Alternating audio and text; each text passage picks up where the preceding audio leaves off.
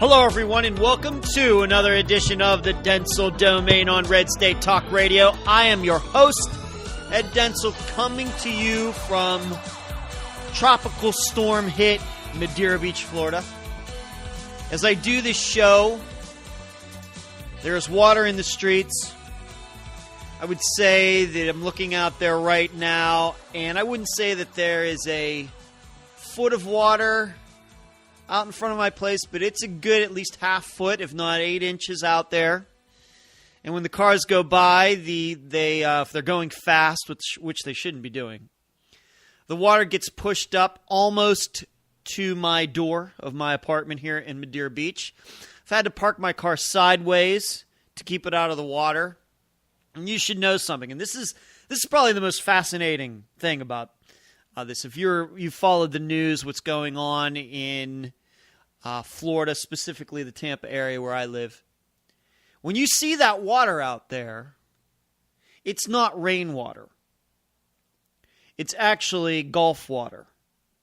Because with the storm surge, as the storm comes from the south, it pushes the water ahead of it. And so these drains when we do get rain, that the drains take the water and dump it into the Gulf.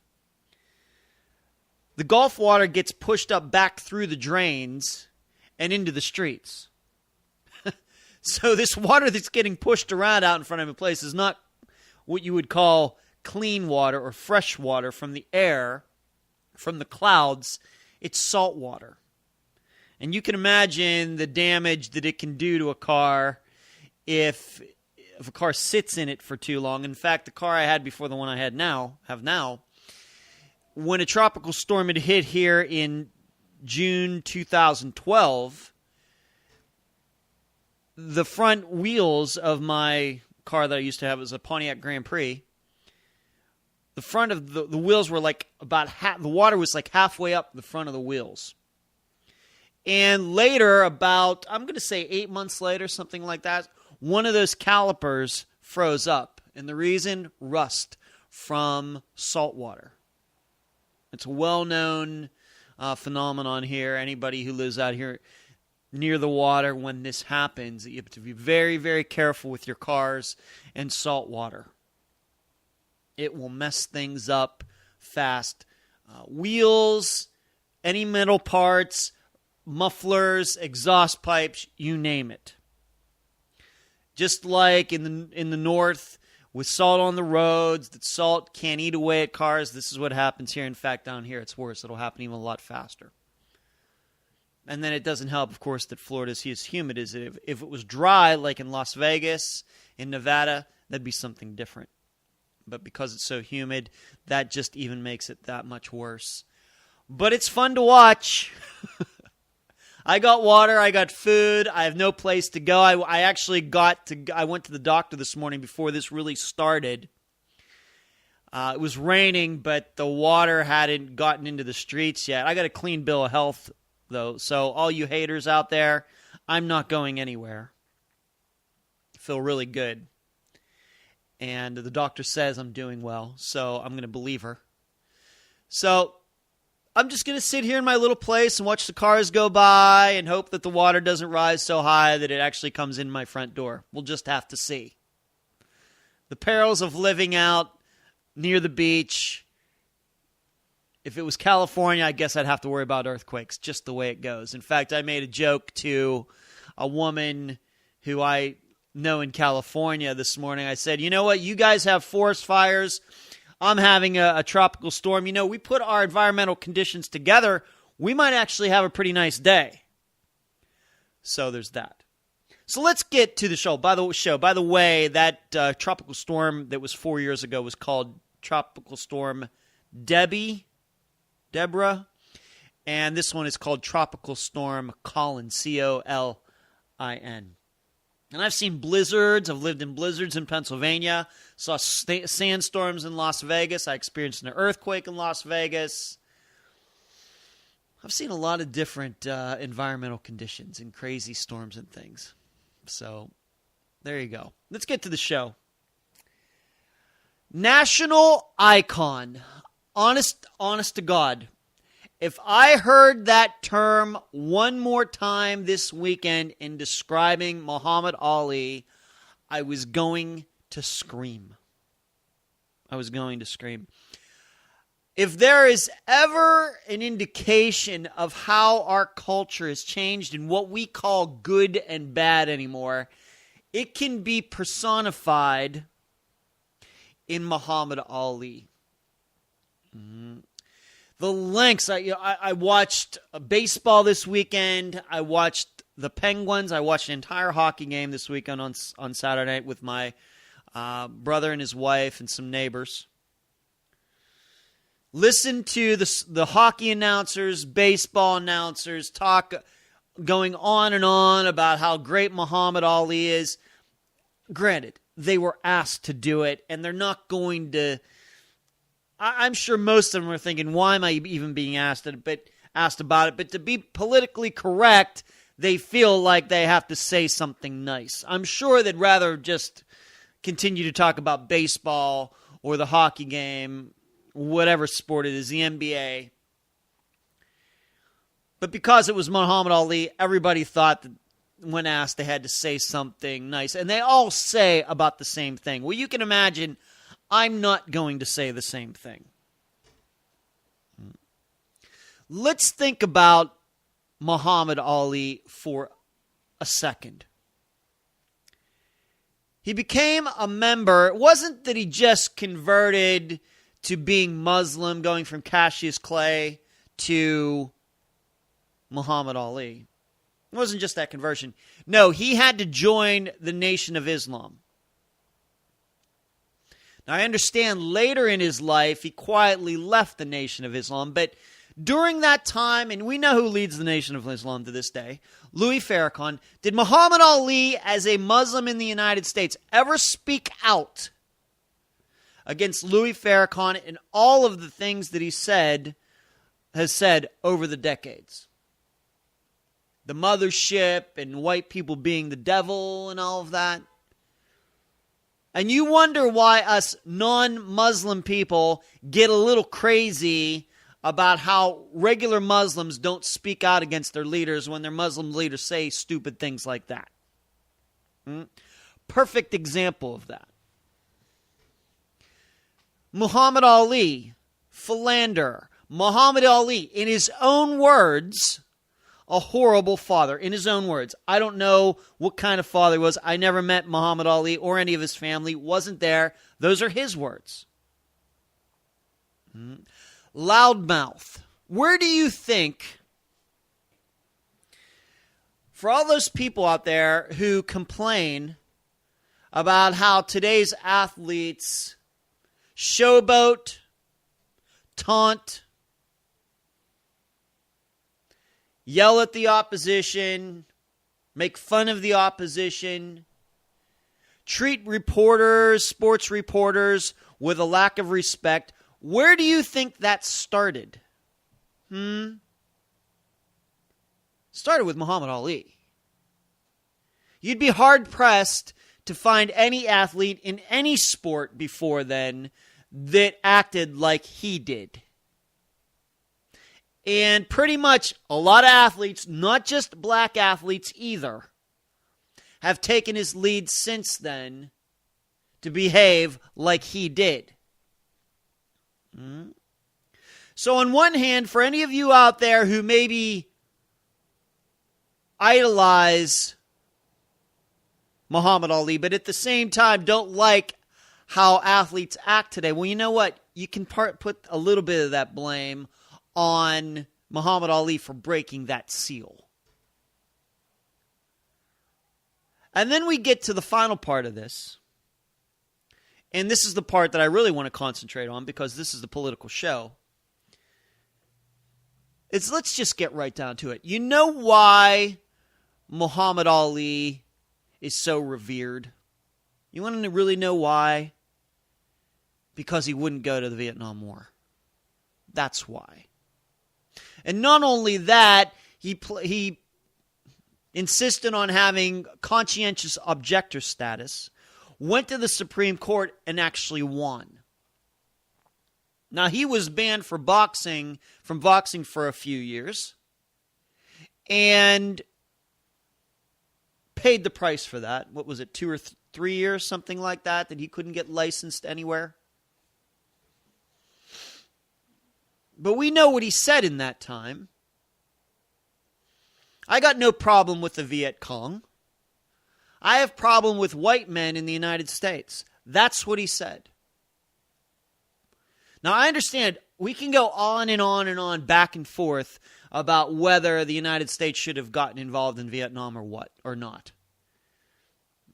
We can go back and forth till the end of time, arguing back and forth. But surely it is a few steps further over the line when somebody says that white men in the United States are worse than the Viet Cong, who, in the end, conquered South Vietnam and tortured and killed thousands and thousands and thousands of people. Because I got to tell you something, no matter how bad it was in the 1960s regarding race relations, there weren't a bunch of white men killing thousands and thousands and thousands of black people. In fact, that wasn't even happening when slavery was going on in the United States. In fact, if you're hearing about black people dying in the United States, it's pretty much by other black people. And I hate it. I hate it. I hate it. I hate it. I wish it wasn't happening. But that never came out of Muhammad Ali's mouth. And in fact, he hated white people so much, and what he said, on the other hand, he gladly took their money. All these white people that he said that he had a problem with, those are the ones he wished he was fighting. He gladly took their money for all those fights, and that's how he got to be the rich athlete that he was, although I hear that he blew most of it, as a lot of boxers do. Muhammad Ali is not alone in that. Gladly took their money. You know why he took their money? Because he knew that if he just had to rely on black people paying to watch him fight, or just Muslims to watch him fight, he wouldn't have made any money. There's just not enough of them in the United States to make any money. They don't take their money at the same time calling white people the true enemy. Even by that time in the late 60s, most white people were not enemies of black people. Some. And there still are some today, unfortunately. And they're mostly in the Donald Trump camp, by the way.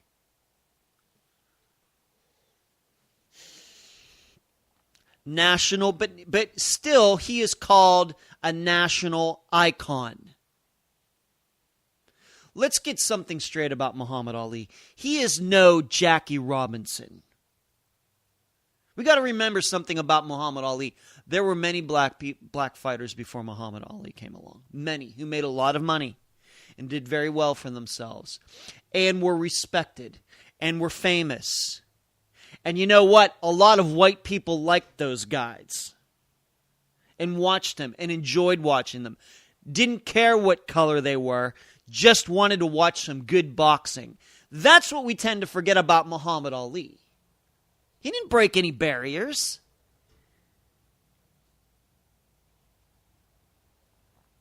Jackie Robinson, first black player to play in the major leagues, was modest, humble. That's why he's still revered to this day. And yes, it sucks. The Major League Baseball was like that. It sucks.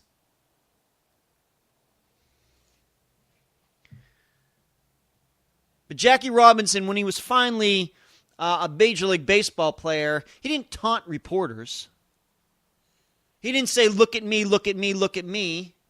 He just went about his business. Why? Because he wanted to be seen like every other player out there. That wasn't good enough for Muhammad Ali. Wasn't good enough. It all had to be about him. And dare I say it, a lot of it was a show, and a lot of it was lies. Or as it were lies.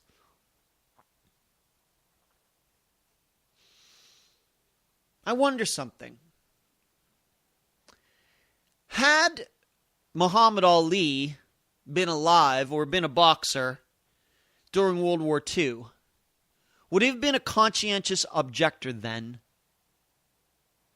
See, I will admit, I believe in freedom of religion in this country. I do.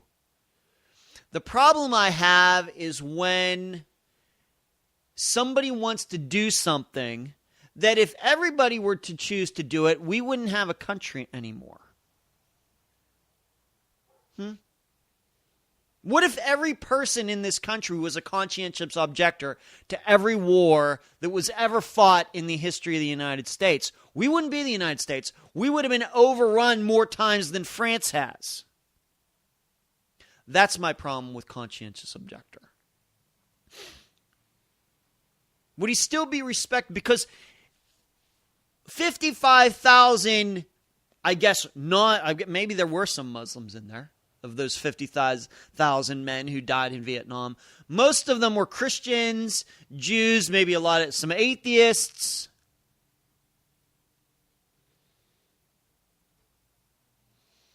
They went and fought. A lot of them, some of them because they were drafted, a lot of them by choice. And then Muhammad Ali comes along.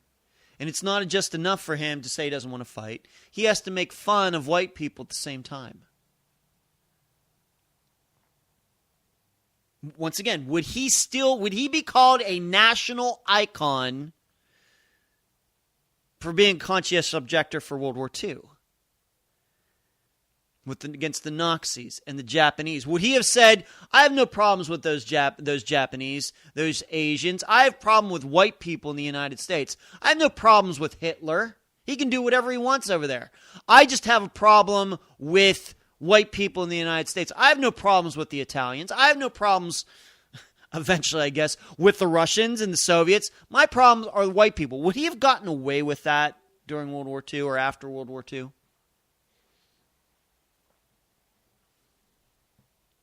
No. It's actually a little disgusting. Once again, I know that Vietnam War sucks, and I know it. To this day, you talk about it with people. It's just another political topic, even though most of it was before I was even born, over 45 years ago.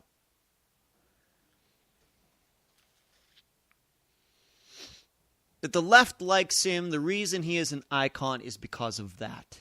Had he not done that, he just would have gone and fought. Maybe he would have died. Being that who he was, the odds of him being sent to Vietnam were minuscule. Minuscule. Even if you were a regular person in the military in the 1960s, the odds of you going to Vietnam and getting bullets shot at you were not that high. And if you're a famous person like Muhammad Ali was, had he just gone in, he would have been parked over in West Germany somewhere filling out paperwork for a couple years. That's it. He didn't even want to do that.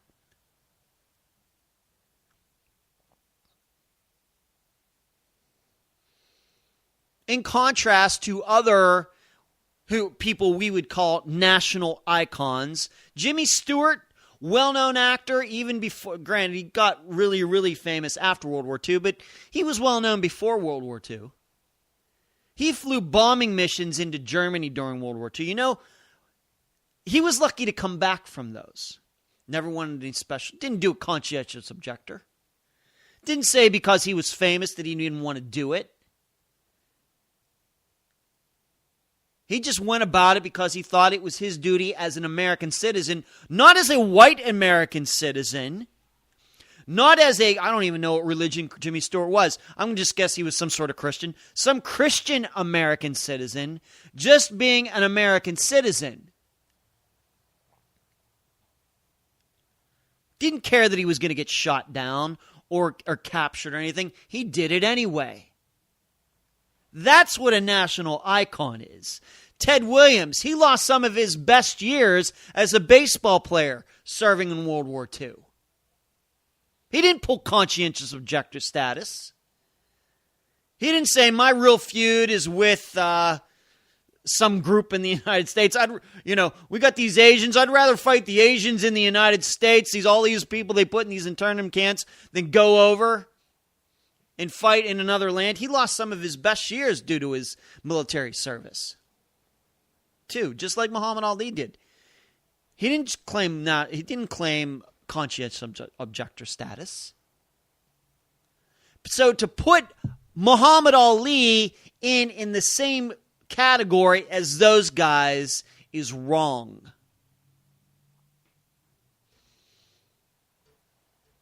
Now, I know black people hold Muhammad Ali up in very high regard because of all of this. You know what? They're wrong too. He was not a guy to be emulated. Jackie Robinson, yes. Some other black athletes from history, yes. Arthur Ashe, yes. Yes, some of these others.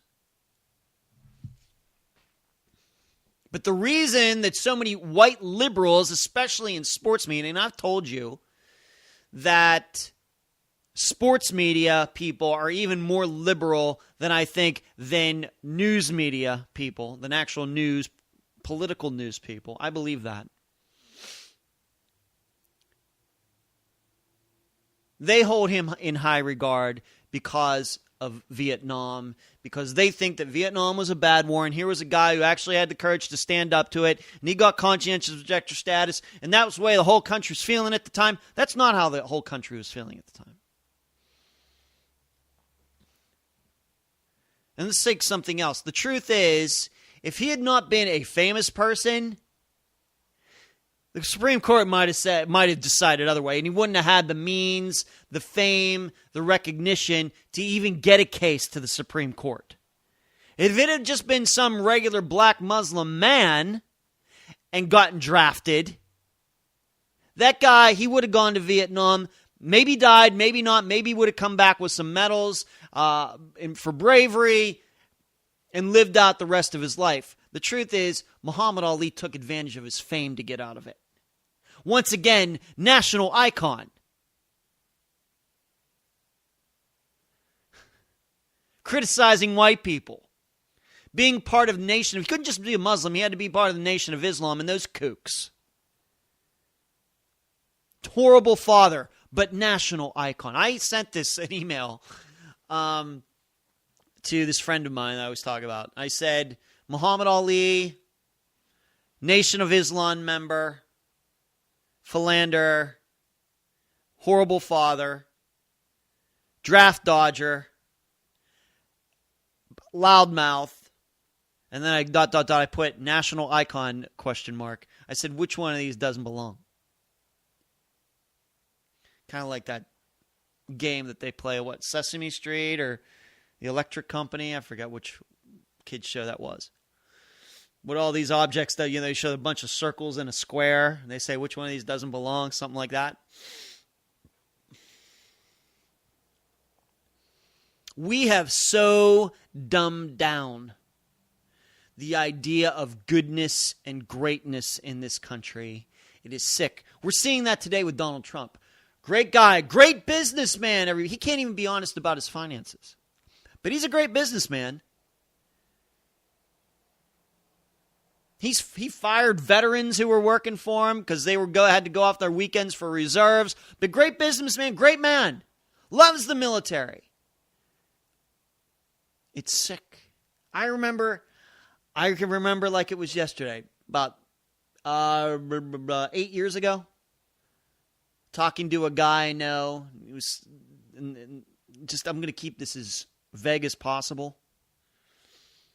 Guys knew somebody who had been drinking and driving several times. And he said, but he's a good kid. Have we dumbed down the definition of good kid that far that it can now include drinking and driving multiple times? Is that how far we've sunken? As far as Muhammad Ali, the boxer, I've never been a big boxing fan. I'm not a UFC fan. I don't understand the fascination with any of it, truly. The blood that people want to see, they want to see guys get knocked out and lay there on the canvas knocked out. I just don't get that. I don't get that. But he wasn't even one of the greatest heavyweights. Granted, some awesome fights. What he did against George Foreman with the rope-a-dope, probably one of the smartest boxing maneuvers in history. Maybe. Considering he was so considered an underdog, Muhammad Ali was in that fight. And then the fights with Joe Frazier. I know, the Thriller in Manila, Jungle, Rumble in the Jungle, all of that. Good fights. But he wasn't even the greatest heavyweight of all time. Mike Tyson would have killed him. These other guys in the 80s into the 90s would have surely beaten Muhammad Ali up. Surely. And in fact, you read about it, there were probably guys before Muhammad Ali's time that would have taken care of him too. And in defense of him, Muhammad Ali was not as big as some of the bigger heavyweights we have these days. In defense of Muhammad Ali. So he wasn't even the greatest fighter of all time. He wasn't the greatest soldier of all time. Surely wasn't the greatest father of all time. Surely wasn't even the greatest black athlete of all time as far as wanting respect and breaking barriers. I could go on and on. Maybe be the biggest talker of all time, but I guess that's enough to become a national icon now.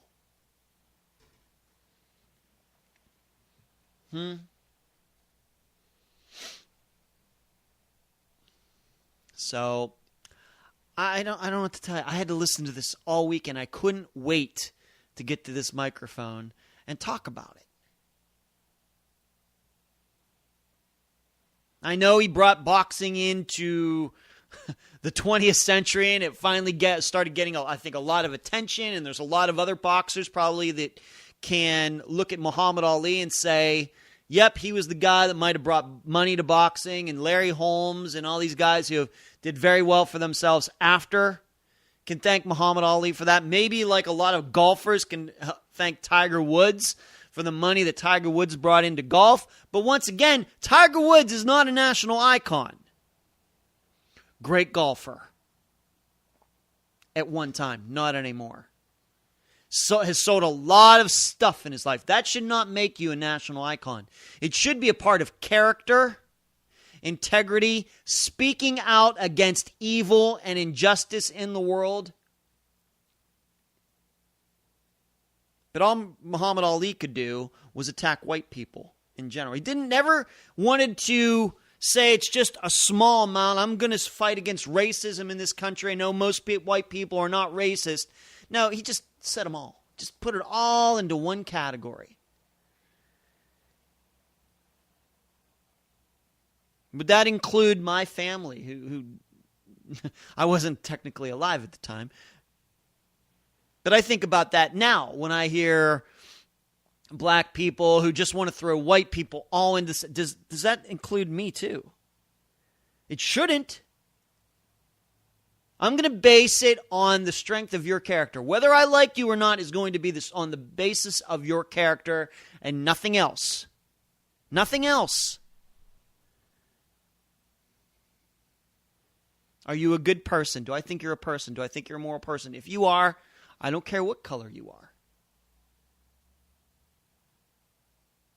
The problem I think we have in the United States is sometimes we as white people will think that black people don't look at us the same way. Sometimes.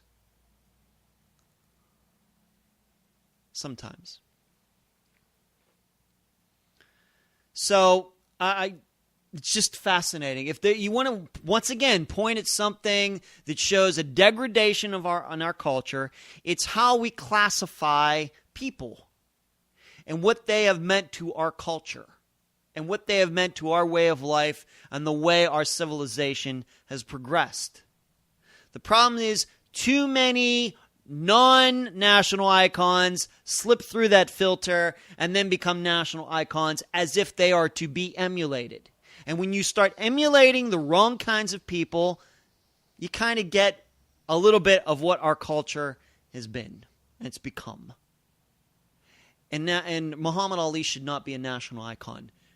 Good fighter, did a lot for boxing, obviously gave a lot of hope to a lot of black people in the United States, black men and women, to become athletes. But outside of that, I just don't see a lot about him to like.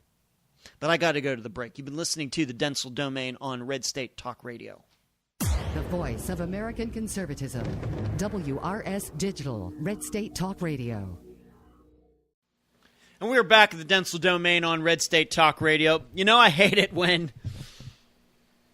I'm doing a topic, whether it's about Muhammad Ali or whatever else, and I come up with a great idea as I'm preparing for this show, and I don't write it down, and then I'm like, oh man, what was I going to say? So there's still something about Muhammad Ali that I wanted to say that I think it was a good point. I just can't remember it right now. I don't think I'm losing my mind. Let's not get crazy here. But maybe it'll come up, and I'll think of it, and I will mention it somewhere in a future show. But it's not going to come up today. I was trying to think of it, just can't remember. Some other good point about Muhammad Ali's character and something that he did or said that I just don't think was worthy of respect. But let's move on to something else. Speaking of worthy of respect, we know that I talked about on Friday, Gonzalo Curiel, who is the judge, who is an American who was born in the state of Indiana, and how Donald Trump has attacked him for being Mexican. And did you happen to see the clips of Donald Trump doing this interview this weekend with Jake Tapper? I just have to say it again. I think that there's a part of Donald Trump that he's losing his mind. You cannot watch that video or read the transcript and really believe that you are reading the words or listening to the words, watching the words of a potential presidential candidate. You'd think more likely it was some guy who was slowly losing his mind to the point where he may need some nursing care. I'm just going to be that obvious. I'm just going to be that blatant with all of this. He wasn't caught surprised by this. He planned to do the interview with Jake Tapper, had to know some of the questions that were going to be asked, and then keeps bringing up this wall and keep bringing up that Gonzalo Curiel is Mexican, well, of Mexican heritage, just like I'm of Irish heritage, and my mother is of Italian heritage, and my dad is of German heritage. It's no different, but it seems to Donald Trump that it is. In any case, Newt Gingrich, among others, who have thrown their support behind Donald Trump in the last months, or maybe even going up to a year now, because it's been about a year since Donald Trump declared that he was going to run for president. I hope these people get used to this. If Donald Trump does get the nomination and does win the presidency, I hope that they get used to twisting themselves into pretzels. And as I told that friend of mine last week, my political friend, guy I always talk about with politics, I said, if you're going to continue to do this, you might want to start taking those yoga sessions right now in preparation for when Donald Trump becomes president.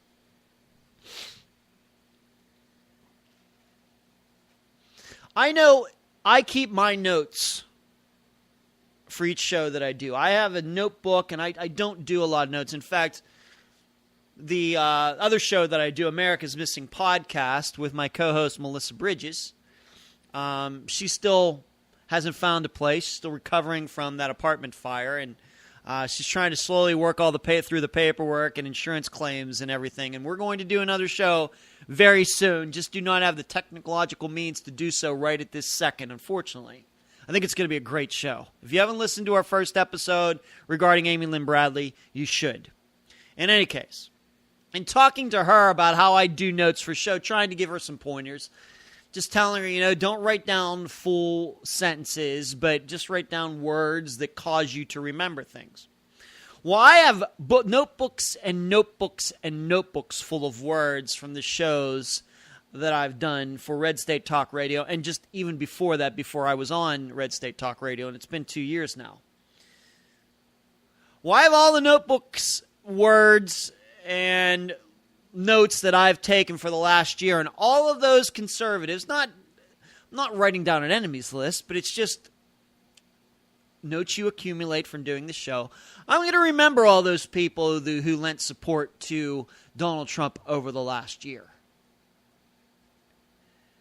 And I hope that average conservatives out there are doing the same thing, because at some point, there's going to be a little bit of a reckoning. There's going to be. They're going to continue to ask for our respect, and I hope the average conservative is smart enough not to give it. Newt Gingrich is one of those people. Now, on one hand, he's throwing his support behind Donald Trump, but then he comes out and says Donald shouldn't have said what he said, and Trump fires back that it was not right for Newt Gingrich to go out and do that. This is the way it's going to be, people. Once again, this political friend of mine, he writes me, why is it Donald Trump does it? Why can't he just bring up that this judge is a member of La Raza and they tend to be open borders? He didn't say that, but he knows I know who La Raza is. And my friend said he's just frustrated. And I told him, first of all, the reason that Donald Trump doesn't bring that up is because Donald Trump thinks that La Raza is a restaurant that used to be in one of his bankrupt buildings. That's why he doesn't bring it up. Doesn't know who La Raza is. Secondly, I told this friend of mine, and this goes for all of you conservatives who are still thinking about voting for him, I don't know why you're frustrated. To be frustrated implies that you thought Donald Trump was smarter than this, and he's letting you down. I don't know why you thought he was smarter than what he's saying right now. I have no idea. There is not one shred, ounce, milligram of proof that the guy is any smarter than what he has said over the last year. Nothing. So there's no reason to be frustrated.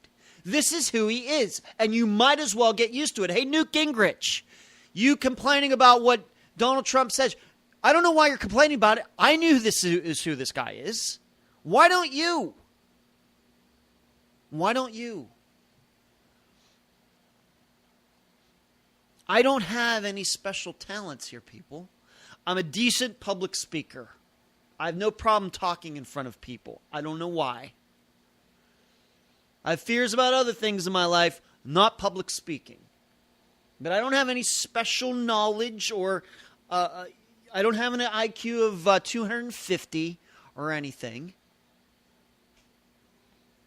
I'm not frustrated by what Donald Trump says. As you know, I haven't been a fan of his for a long time, even before he declared he was going to run. I just know who he is. And Newt Gingrich and all of those regular conservatives out there who wake up today thinking about, well, my coworkers know that I'm a Trump supporter, and what are they going to say to me today? And I can't believe he put me in this position. You put yourself in that position, sir. Sir, Ms., or Mr. Average conservative out there who's going to choose and defend Donald Trump. You have put yourself in that position, not him. Donald Trump didn't do that to you. He has no control over your brain. You weren't a slave to him. You did it.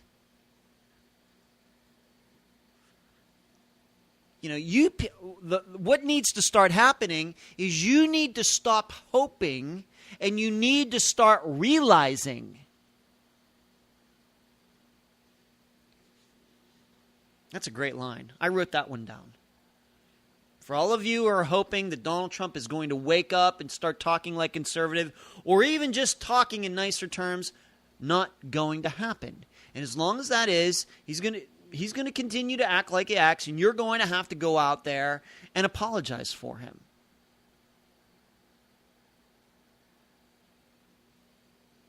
But, and as I do have to agree with Ann Coulter on one point that she made a couple months ago about Donald Trump. Yes, it is like always having to apologize for your 16-year-old who does whatever. What'd she say? Drinks and drives or sneaks out of the house. It's like that. Continuing to have to apologize for your son, your bad son or daughter.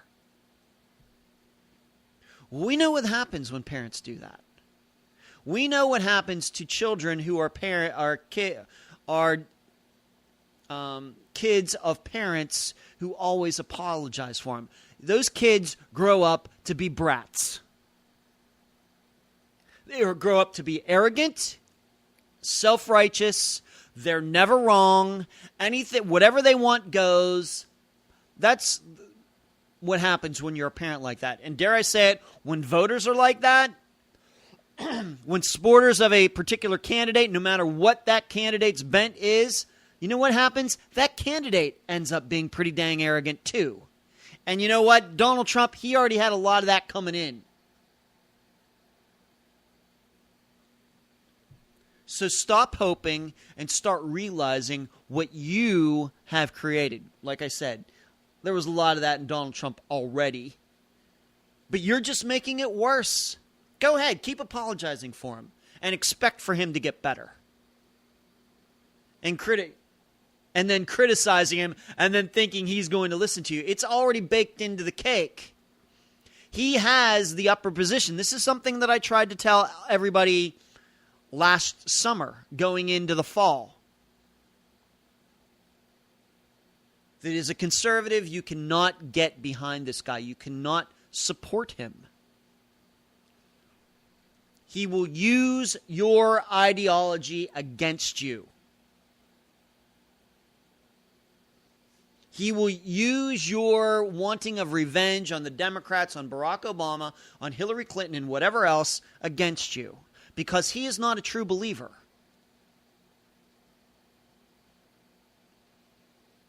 And then once you give him that power, he's not the one that's going to acquiesce to you. He is going to expect you to acquiesce to him. And then suddenly, somehow, you go this little step, that little step, and before you know it, you're in the shark's jaws. You're in Trump's jaws, and you can't escape. This friend of mine that I talk politics with, he sent me a picture.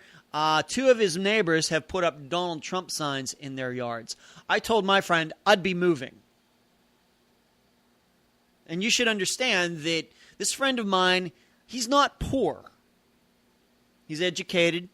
His wife is very educated. They do very well for themselves. They've done very well for themselves. And I'm very happy for their entire family. They don't live in the blue-collar part of town. They live in, what I would say, an upper-scale part of town. Not ritzy-ritzy, hoity-toity, but nice. And their neighbors are putting out Trump signs.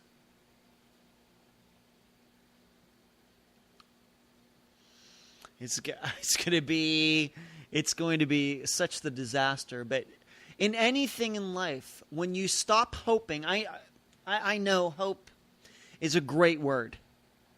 Hope is a word in the English language that a lot of people use, usually for good reasons, just like love or respect or character. And I'm not, of course, when I think of the word hope, I think of the movie The Shawshank Redemption and the conversation that Red and Andy Dufresne have. And Andy Dufresne, played by Tim Robbins, is talking about having hope and, for something better. And Morgan Freeman tries to tell him hope is just something that's going to depress you in here. Remember that conversation? But hope is not warranted here. We have a family member that gets cancer. We hope for the best. And it doesn't seem like any of the treatment is working, and we pray, hope for a miracle. We have hope. There's nothing wrong with it in those cases. And in fact, that may be what that family member who has that disease, that sickness needs. Donald Trump does not want your hope. He wants your obedience. And this is what happens when you start hoping and putting that hope in the wrong person. That's what people don't like to talk about. They just want to hope. Well, hope has to come along with making a lot of good decisions, too, in the real world.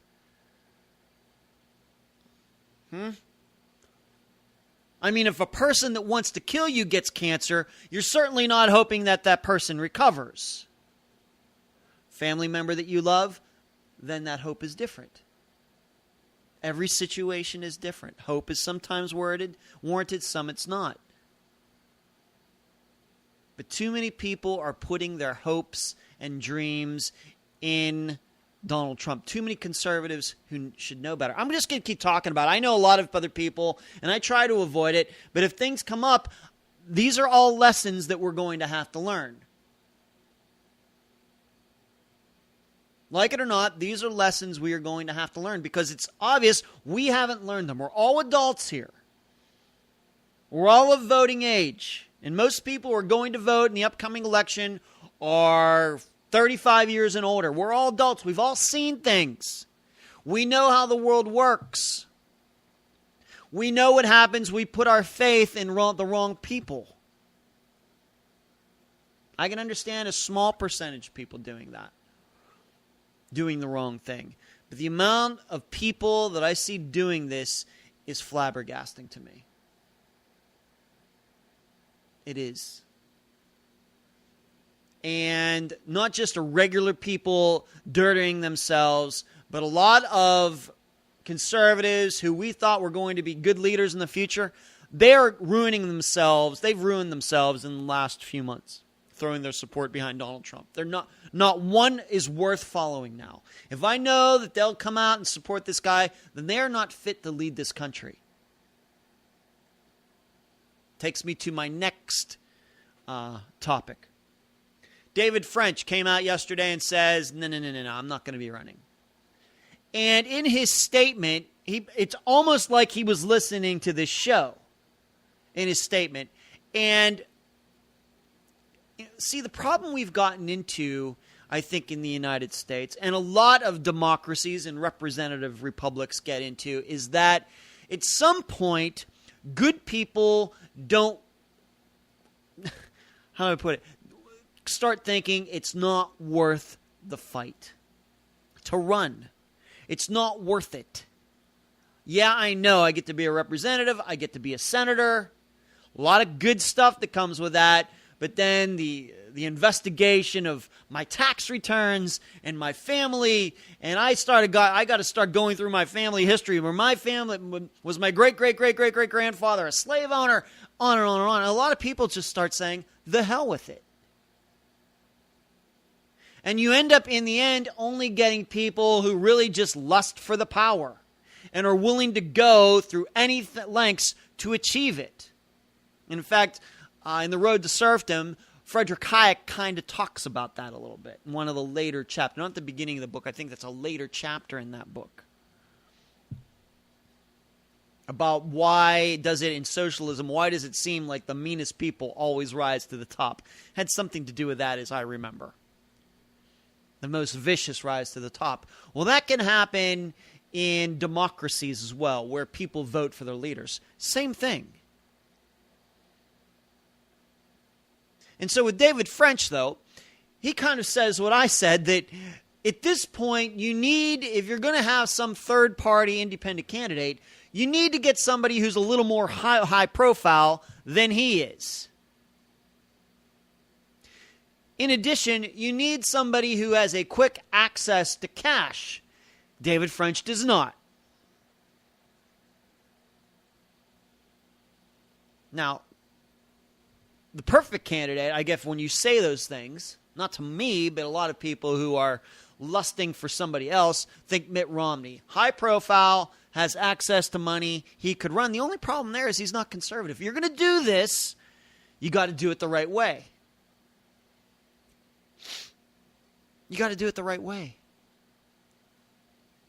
I don't want a third-party run with a guy who is really Donald Trump with character, with integrity, and I know those things are important, but you're talking about taking down the two big political parties in the United States. You better get it. You better win. You better win.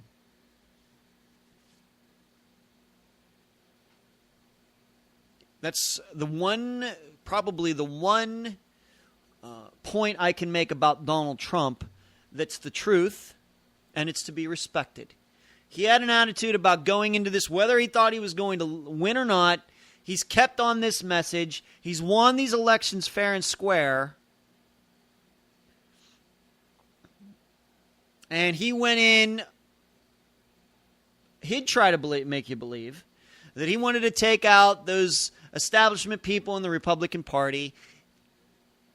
And his followers would believe that he's doing that. I don't personally believe that. I think he's going to be just like any Republican out there. Any liberal Republican that can say anything at any time.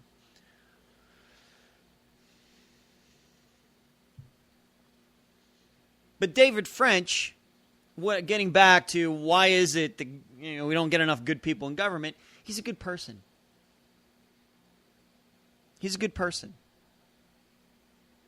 And he's just humble enough and modest enough to know that he's not the right guy right now. And in fact, that he knows he's not the right guy right now probably makes him the perfect person to be president. And that's the paradox. It's like a catch-22 if you ever read that movie or read that book. Tried to read that book, got about halfway through it. A little too cynical for me. Joseph Heller's book, just a little too weird for my taste, even though I know it's considered to be a great American novel. Catch-22 is, if you are smart enough, you wouldn't be here, but you have to be crazy to be here. It's a paradox. Once again, it's what the kind of leader that we need is the David French kind of leader. The problem is he can't run because he's not famous enough, doesn't have enough money, and is just modest and humble enough and self-conscious enough to realize it. And modesty and humbleness and character and self-conscious and knowing who you are not traits that are respected today.